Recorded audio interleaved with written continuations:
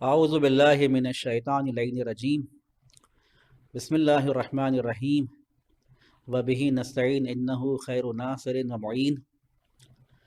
سلسلہ درست کا یہ سلسلہ جاری ہے۔ اب عقائد کے حوالے سے ہماری گفتگو ہے۔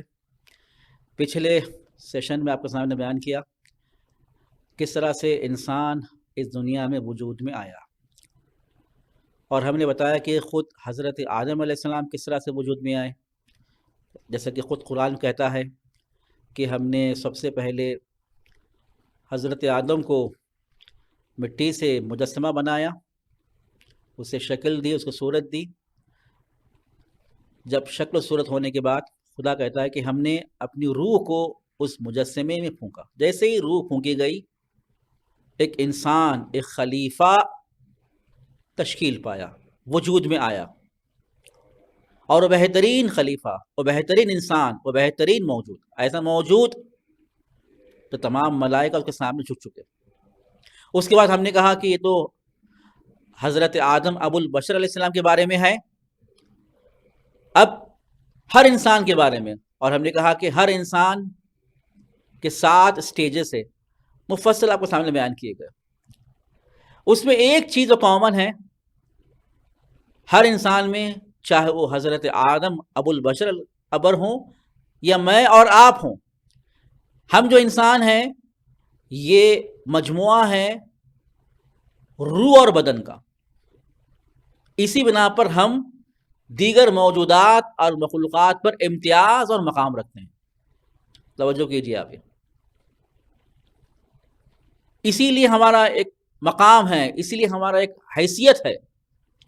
جانور ہے، توجہ کیجیے، اس میں یار جانور ہے جس میں روح نہیں ہے،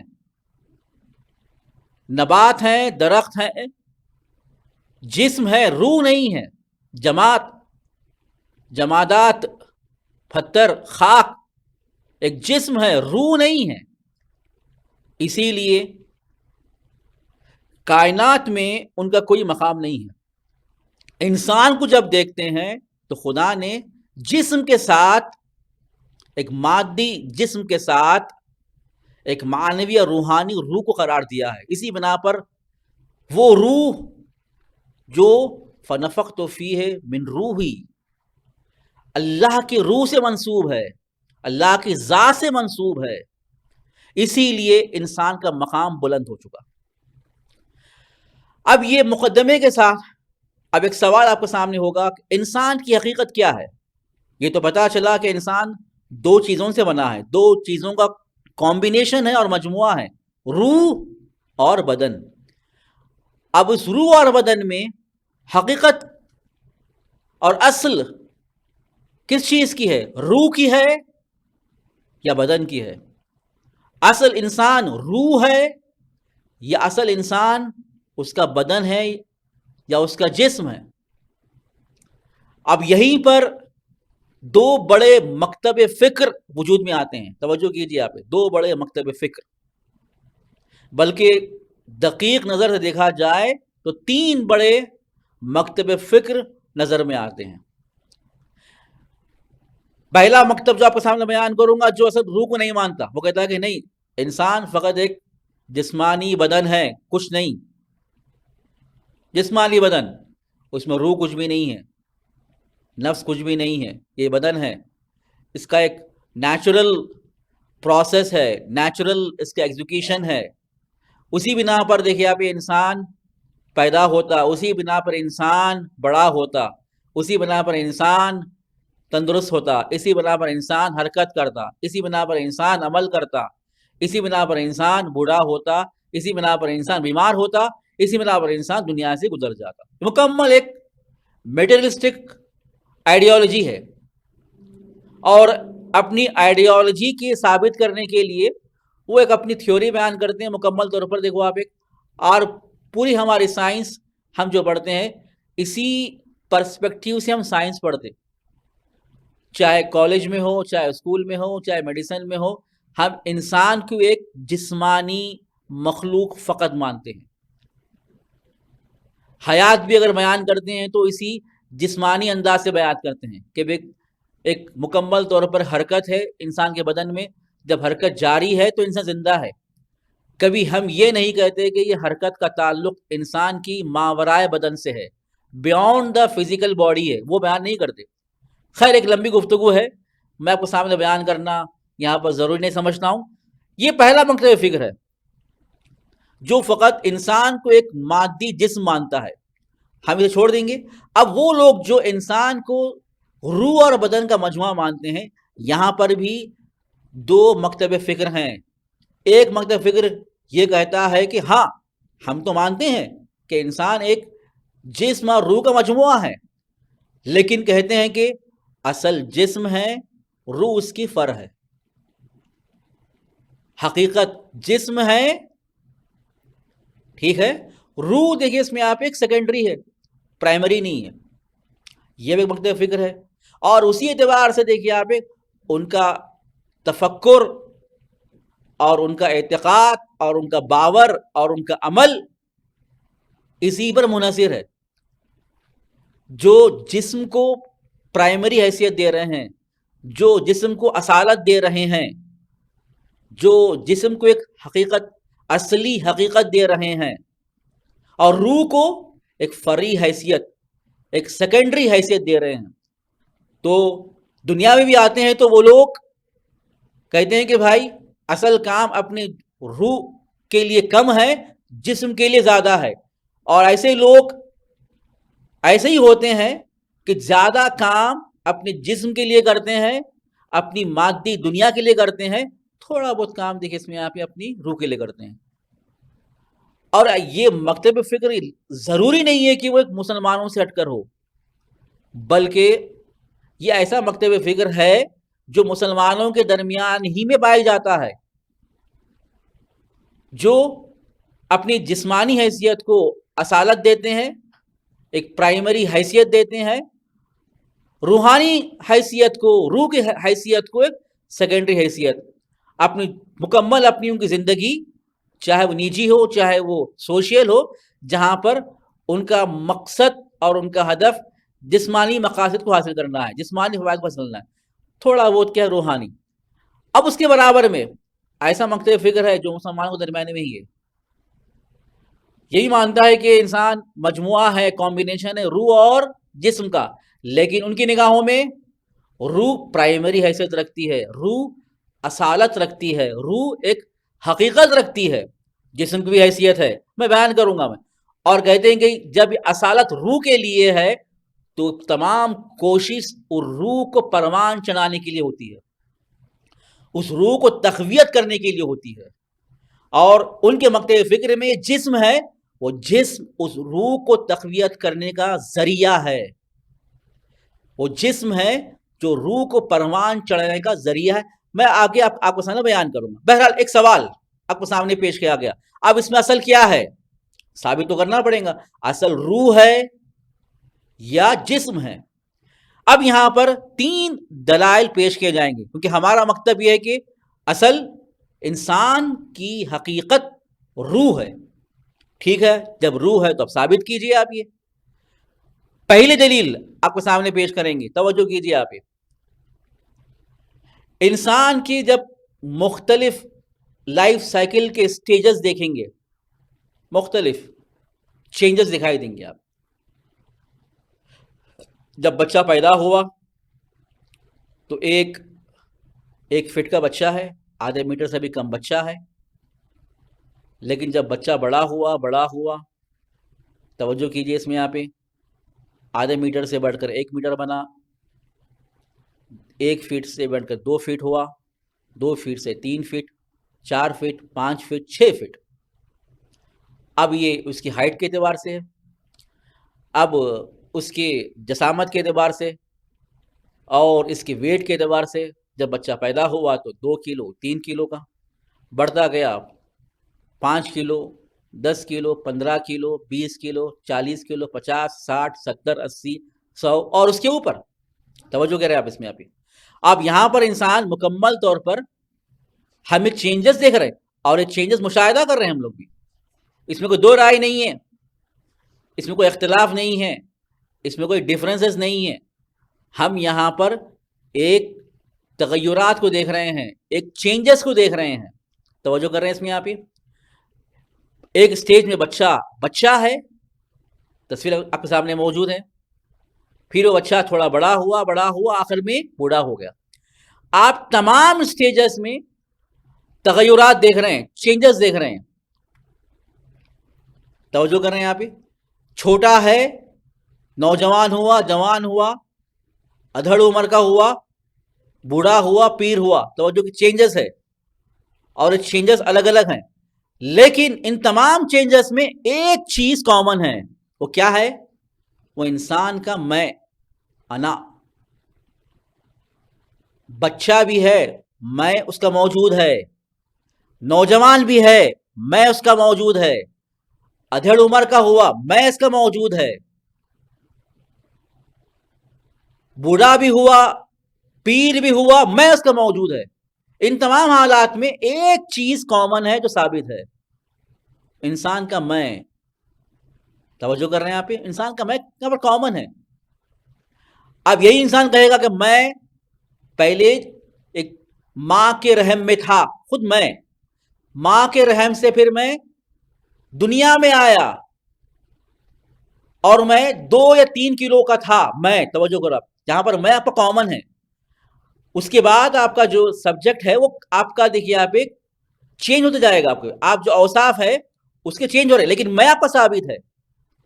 پھر میں بڑا ہوا، 2 فٹ کا ہوا، 3 فٹ کا ہوا، میں 10 کلو کا ہوا، 15 کلو کا ہوا، 20 کلو کا ہوا۔ آپ کلو کو چینج کر رہے ہیں، چینجز دکھائی دے رہا ہے۔ میں 5 سال کا تھا، 10 سال کا تھا، 30 سال کا ہوا، 40 سال کا ہوا، سال چینج ہو رہا ہے، لیکن میں آپ کا ہر سال میں ایک ہے، ہر عمر میں ایک ہے۔ وہ میں ہوں، میں وہی تھا جو 1 سال کا تھا، میں وہی تھا جو 10 سال کا تھا، میں وہی تھا جو 40 سال کا تھا۔ توجہ کر رہے ہیں ابھی، میں وہی تھا جو 4 فٹ کا تھا، میں وہی تھا جو 5 فٹ کا تھا۔ ان تمام چینجز میں ایک چیز کامن ہے، ایک چیز ثابت ہے، وہ کیا ہے؟ میں۔ آپ جو چینجز دیکھ رہے ہیں وہ انسان کے بدن میں چینجز دیکھ رہے ہیں۔ توجہ کر رہے ہیں آپ ایک بچہ جو 1 فٹ کا تھا اب وہ بچہ 5 فٹ کا ہے، وہ الگ ہے۔ 1 فٹ کا بچہ، 5 فٹ کا بچہ الگ ہے۔ ایک جو بچہ جو طفل ہے 1 دن کا ہے جو 40 سال کے انسان سے الگ ہے۔ توجہ کر رہے ہیں آپ تبدیلی دیکھ رہے ہیں انسان کے اس مادی جسم میں، انسان کے اس میٹیریلسٹل باڈی میں تبدیلیاں دیکھ رہے ہیں کہ یہ بچہ وہ جو 40 سال کا ہے، جسمانی اعتبار سے اس کا فرق ہے، جسمانی اعتبار سے فرق ہے۔ 1 فٹ کا 5 فٹ کا ہو گیا، 1 دن کا 40 سال کا ہو گیا، 3 کلو کا 70 کلو کا ہو گیا، 80 کلو کا ہو گیا۔ یہ جسمانی اعتبار سے کیا ہے؟ فرق دکھائی دے رہا ہے، لیکن آپ اسی فرق کے ساتھ ساتھ آپ کہیں گے کہ وہ 1 دن کا بچہ وہی ہے جو میں ہوں، وہی میں ہوں جو 40 سال کے بعد، 45 سال کے بعد میں ہوں، جو پہلے میں 1 فٹ کا تھا اب میں 5 فٹ کا ہوں، پہلے میں 3 کلو کا تھا آج میں 70 کلو کا ہوں، میں ہوں۔ تو پتا چلا، دیکھیے اس میں یہاں پہ جسم میں تبدیلی دکھائی دے گی، وہ ویزیبل ہے، لیکن جو چیز کامن ہے وہ ثابت ہے، وہ جسم سے ہٹ کر وہ میں ہے۔ علماء فرماتے وہ میں کیا ہے؟ وہ جسم تو نہیں ہوگا، کیونکہ جسم میں تبدیلیاں دکھائی دیتی ہے، جسم میں چینجز دکھائی دیتے ہیں، وہ کون سی چیز ہے جو چینجز نہیں ہو رہے ہیں، جو ہمیشہ ثابت ہے؟ یقیناً وہ ایسی چیز ہے جو جسمانی چیزوں سے ہٹ کر ہے، کیونکہ جسمانی ہے تو چینجز ہونا چاہیے۔ اگر چینجز نہیں دکھائی دے رہے ہیں تو پتا چلا وہ غیر جسمانی چیز ہے، بیونڈ میٹر ہے۔ ہم کہتے ہیں بیونڈ میٹر کیا ہے؟ وہ روح ہے جو ہمیشہ ثابت ہے، اور جو چیز ہمیشہ ثابت ہو وہ اس کی اصل ہوتی ہے، وہ اس کی حقیقت ہوتی ہے۔ توجہ کر رہے ہیں آپ ہی؟ اور جو تبدیل ہو رہی ہے، جو چینج ہو رہی ہے، وہ اس کی فر ہوتی ہے، وہ اس کے لیے سیکنڈری حیثیت رکھتی ہے۔ توجہ کر رہے ہیں آپ ہی؟ اور جو چیز ہمیشہ ثابت اور پرائمری ہے اور بیونڈ میٹر ہے، وہ روح اس کی حقیقت ہے۔ پہلی دلیل۔ دوسری دلیل آپ کے سامنے پیش کریں۔ کبھی انسان جب سوتا ہے تو سونے کے بعد کچھ خواب دیکھتا ہے۔ اگر انبیاء ہو اور انبیاء جب خواب دیکھتے ہیں تو ان کا خواب سچا ہوتا ہے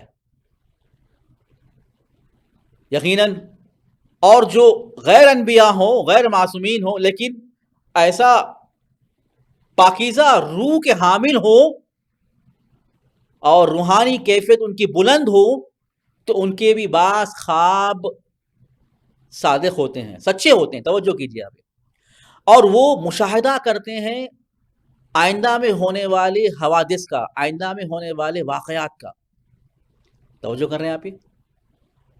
جیسے کہ آپ حضرت یوسف علیہ السلام کے داستان میں دیکھیں آپ، وہ عزیز مصر ایک ایسا خواب دیکھتا ہے جو فیوچر میں رونما ہونے والے واقعات کی عکاسی کرتی ہے۔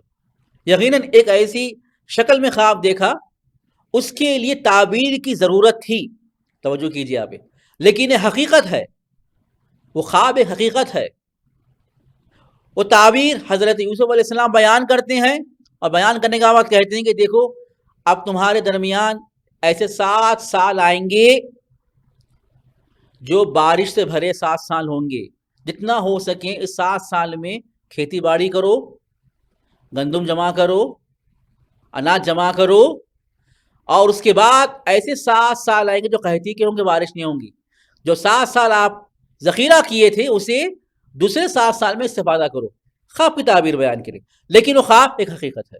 توجہ کریں اس میں آپ یہاں پر آپ دیکھیں، توجہ کیجیے آپ، یہ ایک ایسا جسم، وہ عزیز مصر جو 14 سال کی حقیقت کو اپنے خواب میں دیکھ رہا ہے، 14 سال کے ہونے والے رونما واقعات اور اس کی حقیقت کو خواب میں دیکھ رہا ہے۔ توجہ کیجیے، اب یہ عزیز مصر جس کا جسم کہاں پر ہے؟ مصر میں ہے۔ کب دیکھ رہا ہے؟ ایک خاص زمانے میں دیکھ رہا ہے، ایک خاص مکان میں دیکھ رہا ہے۔ جسم اس کا ایک خاص مکان میں ہے، خاص زمانے میں ہے۔ وہ کیسے ممکن ہے وہ جسم جو خاص مکان میں ہو، خاص سپیس میں ہو، خاص ٹائم میں ہو، وہ 14 سال کی حقیقت کو پہچان سکے؟ تو کہتے ہیں کہ یہ جسم، اب جیسے میں آپ کے سامنے موجود ہوں ایک پلیس میں، ایک مکان میں اور ایک خاص زمانے میں، اب یہ جسم جب یہ زمانے میں ہو اور یہ پلیس میں ہو، یہ سپیس میں ہو، تو اسی وقت کسی اور جگہ نہیں ہو سکتا، کسی اور زمانے میں نہیں ہو سکتا، کیونکہ جسم آنے واحد میں 2 مکان پر قرار نہیں پا سکتا، آنے واحد میں 2 زمانے میں نہیں ہو سکتا، کیونکہ جسم میں اتنی توانائی نہیں ہے۔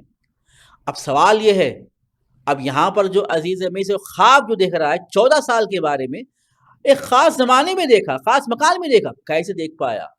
فرماتے ہیں کہ یہ خواب جو دیکھ رہا ہے وہ beyond the matter, beyond the body, ایک ایسی حقیقت کے ذریعے سے دیکھ رہا ہے جو زمانے سے، مکان سے اس کا کوئی تعلق نہیں ہے۔ ہم کہتے ہیں کہ وہ کون سی حقیقت ہے، وہ کون سی چیز ہے جس کا تعلق نہ زمانے سے ہے نہ مکان سے؟ ہم کہتے ہیں وہ روح ہے۔ وہ روح کے ذریعے سے عزیز مصر 14 سال کی حقیقت کو درک کر رہا ہے۔ ہم یہ نہیں کہہ سکتے کہ یہ حقیقت جسم کے ذریعے سے درک ہو رہی ہے، کیونکہ یہاں پر بہت بڑا سوال آئے گا۔ وہ جسم جو ایک زمانے میں تھا، ایک مکان میں تھا، جو 14 سال کے بعد ہونے والے واقعات کو وہ کیسے درک کرتا ہے. ہم کہتے ہیں کہ وہ جسم کے ذریعے سے درک نہیں ہو رہا تھا، بلکہ beyond the matter, beyond the body ایک ایسی حقیقت ہے جس کے ذریعے سے وہ 14 سال کے واقعات کو وہ درک کر رہا ہے، وہ روح ہے. دوسری دلیل آپ کے سامنے پیش کیا میں. اب تیسری دلیل توجہ کیجیے، اس میں یہ خواب کی تصویر ہے. تیسری دلیل جو آپ کے سامنے پیش کی جائیں گی کہ یقیناً ہمارا ایمان ہے آخرت پر بھی ہے، اور ہم جانتے ہیں، دیکھیے اس میں آپ ایک ہم جو اعمال کو انجام دیے ہیں اس کے نتائج کے ہم ذمہ دار ہیں. اچھے اعمال ہیں ثواب کے ذمہ دار ہیں، برے اعمال ہیں سزا کے ذمہ دار ہیں. اب سوال یہ ہے، اب یہ انسان، اس کی ذمہ داری کون لے گا؟ کون ہے جو اس ہمارے اعمال کے نتائج کی ذمہ داری لے گا؟ جسم لے گا یا روح لے گی؟ ہم دیکھتے ہیں کہ یہی جسم جب اسے دفن کیا جاتا ہے یا جلایا جاتا ہے یا کہیں پر بھی رکھا جاتا ہے، ایک مدت کے بعد یہ جسم ختم ہو جاتا ہے. جو چیز ختم ہو چکی ہے، اور ہمارا اعتقاد بھی یہی ہے کہ جیسے ہی انسان کی موت واقع ہوتی ہے، موت کے بعد انسان کا برزخ کا سفر شروع ہو جاتا ہے. توجہ کیجیے آپ. اور وہاں پر بھی جب برزخ کا سفر ہے، وہاں پر انسان اپنے دنیا میں کیے ہوئے اعمال کے نتائج کا مشاہدہ کرتا ذمہ دار ہوتا ہے. اب سوال یہ ہے، کون یہ ذمہ داری لے گا؟ ہم تو دیکھ رہے ہیں موت کے بعد برزخ بھی آغاز ہو چکا ہے. یہی موت کے بعد انسان کا بدن کسی ایک خاک میں مبتلا ہو چکا ہے. کون ذمہ داری لے گا؟ توجہ کیجیے اس میں آپ. ذمہ داری کون لے گا؟ اگر ہم کہیں گے یہ مادی جسم لے گا، یہ مادی جسم چند عرصے کے بعد، کچھ عرصے کے بعد ختم ہو چکی ہے. جب ختم ہو چکی ہے، برزخ میں ذمہ داری کون لے سکتا ہے؟ یقیناً یہ مادی جسم نہیں لے سکتا. تو جواب دینا پڑے گا کہ یقیناً جو ذمہ داری لیتا ہے وہ جسم کے علاوہ ایک ایسی حقیقت ہے جس کا نام روح ہے. توجہ کر رہے ہیں اس میں آپ. وہ روح ذمہ داری لیتی ہے تمام ہمارے اعمال کے کانسیکوینس کا، تمام اعمال کے نتائج کا. توجہ کر رہے ہیں اس میں آپ. کیونکہ یہ بدن ختم ہو چکا ہے، اس میں تبدیلیاں آئے، ختم ہو گئی. لیکن جو ذمہ داری لے رہی ہے وہ ہر عمل کے، چاہے اچھے عمل کے چاہے برے عمل کی، وہ کون ہے؟ وہ روح ہے. تو یہ 3 دلائل سے ہمیں ہمارے لیے واضح ہو چکا ہے کہ حقیقت کس کی ہے؟ حقیقت روح کی ہے. اب ایک سوال جو آپ کے سامنے پہلے بھی پیش کیا تھا، اب یہ روح کی حقیقت ہمارے ثابت ہو چکی ہے. اصل روح ہے اور فرع جسم ہے. اب دونوں میں رشتہ کیا ہے؟ دونوں میں ریلیشن کیا ہے؟ روح اور جسم کے درمیان میں رشتہ کیا ہے؟ تصویر آپ کے سامنے ملوث خاطر ہے، توجہ کیجیے آپ. یہ جس سے میں آپ کے لیے واضح کر دوں گا. میں ایک شخص ہے جو گھوڑے پر سوار ہے اور گھوڑا سواری کر رہا ہے. توجہ کیجیے آپ. اسی مثال سے آپ کے لیے واضح کر دوں گا میں کہ جہاں پر ہم روح اور بدن کے درمیان میں رشتے کو بیان آسانی سے کر سکتے ہیں. توجہ کیجیے آپ. یہ جو گھوڑ سوار ہے اور یہ گھوڑا ہے، جتنا ہم گھوڑے کو تربیت کریں گے، جتنا ہم گھوڑے کو ٹرین کریں گے، اتنا ہی گھوڑا ہمارے اختیار میں ہوگا.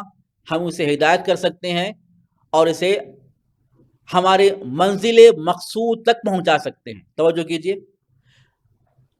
اگر گھوڑ سوار ٹرینڈ ہو اور اپنے گھوڑے کو تربیت کر چکا ہو تو اپنے گھوڑے کو دیکھیں اس میں یہاں پہ سخت راستوں پر چلا سکتا ہے، دوڑا سکتا ہے. توجہ کر رہے ہیں یہاں پہ. ایک ایسا گھوڑ سوار ہے جو ابھی تازہ ہے، ابھی نیا ہے. توجہ کیجیے آپ.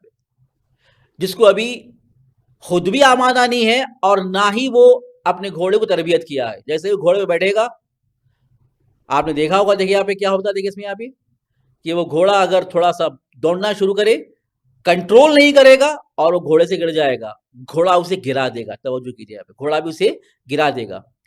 یہیں پر بھی آپ کے لیے واضح ہوگا، رشتہ واضح ہے. جب ہم دیکھتے ہیں یہاں پر تو روح اور بدن کے درمیان میں یہی گھوڑا اور گھوڑ سوار کے درمیان جو رشتہ ہے وہ پایا جاتا ہے. وہ گھوڑا وہ بدن ہے، وہ جسم ہے، وہ گھوڑ سوار وہ روح ہے. توجہ کیجیے آپ. جس طرح سے گھوڑ سوار گھوڑے کو چلاتا ہے اسی طرح سے روح اپنے جسم کو چلاتی ہے، اپنے بدن کو چلاتی ہے. توجہ کیجیے. ہم نے کہا تھا نا روح اصل ہے، روح گھوڑ سوار ہے. جتنا یہ روح اپنے بدن کو تربیت کرے گی اتنا ہی ہم اپنے بدن کو ہدایت کر سکتے ہیں، لے جا سکتے ہیں. اگر ہم اپنی روح کو، اپنے مرکب کو، اپنے گھوڑے کو تربیت نہ کریں، جیسے ہی دیکھیے آپ ہم دنیا میں چلے جائیں، جس طرح سے وہ ناشنا گھوڑ سوار گھوڑے پر بیٹھ جائے تو فوراً کیا ہوتا ہے اس میں یہاں پہ گر جاتا ہے. اسی طرح سے دیکھیے آپ ہم بھی دنیا میں گر جائیں گے. جتنا ہم گھوڑے کی تربیت صحیح کریں گے، اپنے بدن کی تربیت صحیح کریں گے، اتنا ہی ہم آگے بڑھ پائیں گے. توجہ کر رہے ہیں آپ؟ یہی راستہ ہے، یہی طریقہ ہے. اب رابطہ ہمارے لیے واضح ہو چکا ہے کہ انسان کے پاس ایک مرکب ہے، اس مرکب کا نام جسم ہے. اب جسم کو کس طرح سے چلانا ہے وہ انسان کی روح طے کرے گی. اگر ہم تربیت شدہ ہوں اور ہم اپنے اس مرکب اور جسم کو تربیت کر رہے ہوں، یقیناً ہم دیکھیے آپ اسے صحیح راستے پر حرکت کرائیں گے. اگر ہم تربیت شدہ نہ ہوں اور ہم دیکھیں اس میں آپ ایک اتنے آمادہ نہ ہو، یقیناً یہی مرکب، یہی بدن ہمیں گمراہی کی طرف حرکت کروائے گا اور یہ سب سے بڑی گمراہی ہوگی. والسلام علیکم ورحمۃ اللہ وبرکاتہ.